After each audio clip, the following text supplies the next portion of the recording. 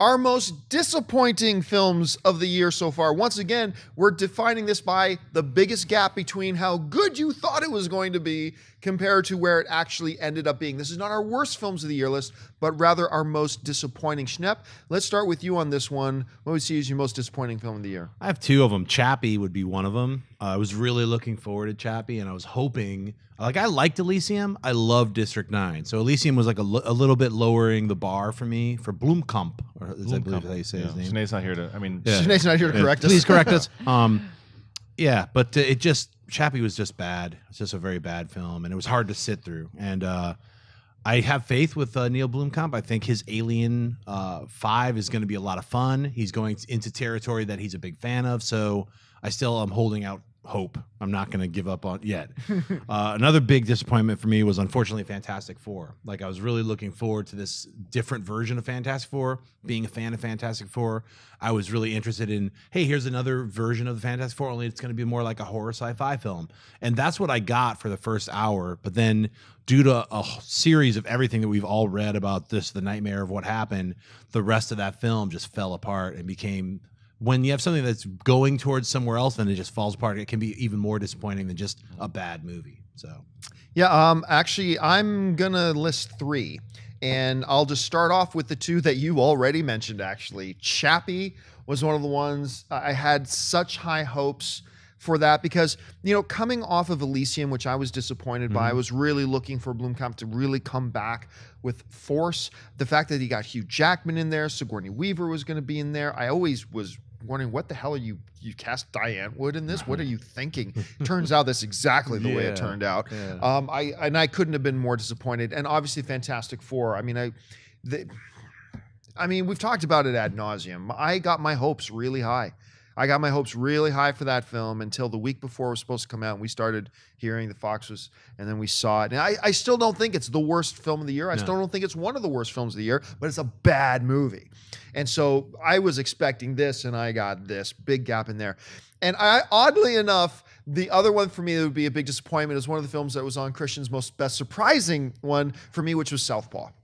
I love Antoine Fuqua. I think he's a gifted, great director. Put him in like the classic storytelling muck of boxing and stuff like that. You got Jake Gyllenhaal, who is one of the best actors working today.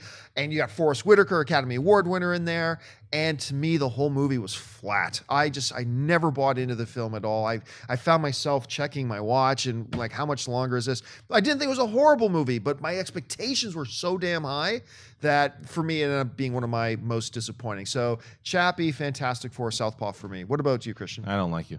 As far as biggest disappointments go, I'm not going to talk about the ones you guys mentioned. It's in there, Fantastic Four and Chappie. So you guys are pretty much described everything wrong with those. As far as disappointment goes, not worst films, I'll tell you, I'll start with the fact I was a little disappointed, and the more I think about The Avengers, Age of Ultron, just because I wanted, as far as expectations in my head of where I wanted it to be, I wanted that to be the Empire Strikes Back of The Avengers. It's a fun movie, it's a good popcorn movie, but it didn't hit the expectations of what I was looking for. It's still a good movie, but just as far as the expectations I had. Child 44, man, I wanted that movie to be good. Good one. That one smells. Yeah. The Gunman, Terminator, Unfinished Business, I thought was going to be funny. I'm the only person that was looking forward to that one. You were the only person looking forward to that one. Chappie, like Fantastic Four. But the one to me, the biggest disappointment was in my most anticipated of the year and high up there, and that's Tomorrowland. I wanted Tomorrowland to be a brand new franchise. It was original sci-fi. It was something that it was Brad Bird. It was Lindelof. It was everything that I was like, this can be something phenomenal. And it just went... It was all over the place. The movie had no idea what it was going to be. A ridiculous... You talk about Elysium. My biggest problem with Elysium was that it beat you over the head gently, but just kept knocking your head with the message.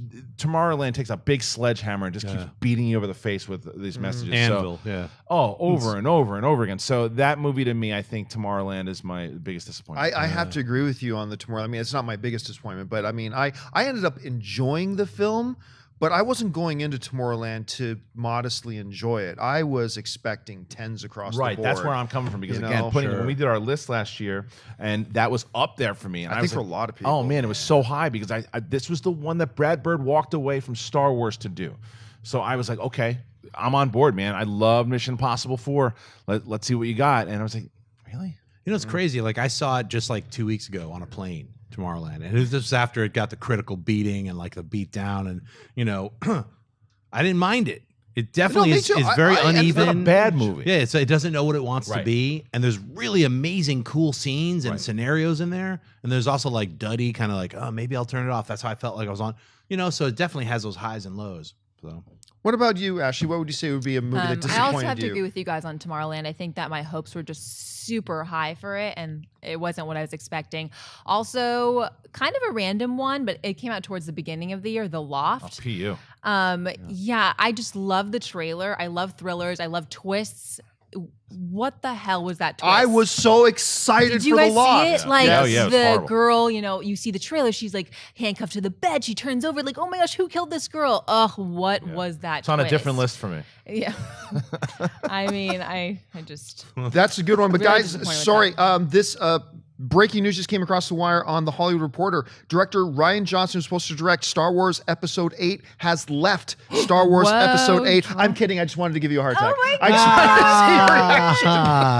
Wow. Wow, did you see Christian's face? April Fool's Day? Yeah, right? I'm like, how are you reacting to that? So like, oh yeah, by the way, guys, Ryan Johnson's leaving. I'm like, why do you have steam in your ears? That was But good. John, I will why I let did you that. know this. For those people, I am known to prank. This is not over. That was so good. John Campea. Wow. John Campea, you just opened a can of worms. I'm impressed. wanna get Your pranked. face You're gonna was get priceless. pranked got so me. bad. I'm sure there's a meme being created right You're now. gonna get pranked. So Probably. there's gonna be Hulk dogs in your bed. An absorbing man drink. All right.